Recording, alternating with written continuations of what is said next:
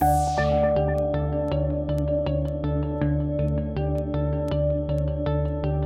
talking about a relationship, really.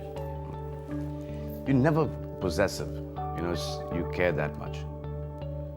So once you realize that that person does not want that much of care, then you automatically back off.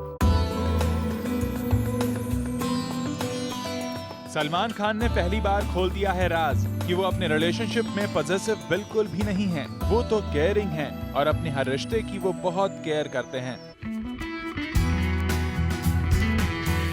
Salman के attitude से उनकी personality का अंदाजा लगाने वाले उनके fans अब तक उन्हें पॉजेसिव मानते रहे हैं, लेकिन अपने रिश्तों की सलमान खूब केयर करते हैं। फिर भी सलमान की लाइफ में गर्लफ्रेंड्स अक्सर क्यों बदलती रहती हैं, इसे सलमान ने खुद ही डिस्क्राइब भी किया। Do you have any dogs in your area? All over the place, no? Now there is a dog, in this area, and there are dogs in this area, and there's a bitch in this area.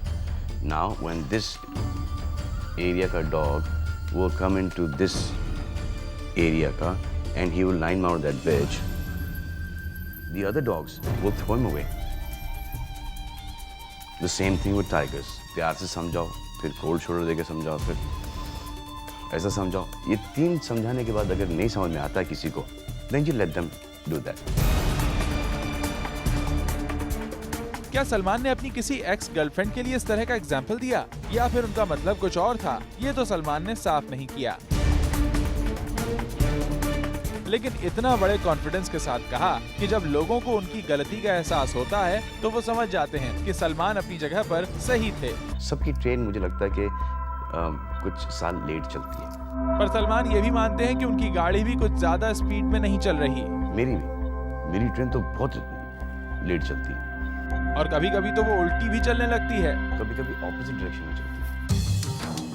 लेकिन इतना तो साफ है कि सलमान अपने सभी करीबियों की इतनी केयर करते हैं कि उनके रिश्तों में पॉजेसिव होने जैसी कोई गुंजाइश नहीं बचती।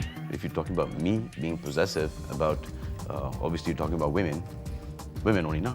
Huh? Yeah. To not just care. Not only about a girlfriend, it's about my sister, it's my dadi ma here, all these people I do. Zoom के एडिटर इन चीफ उमार कुरैशी के शो जूमिंग इन विद उमार में सलमान ने ऐसे कई खुलासे किए हैं जो आपने अब तक कहीं भी सुने नहीं होंगे। सलमान और अज़न के साथ ये पूरा इंटरव्यू आप देख सकते हैं 2 जून को शाम 6 बजे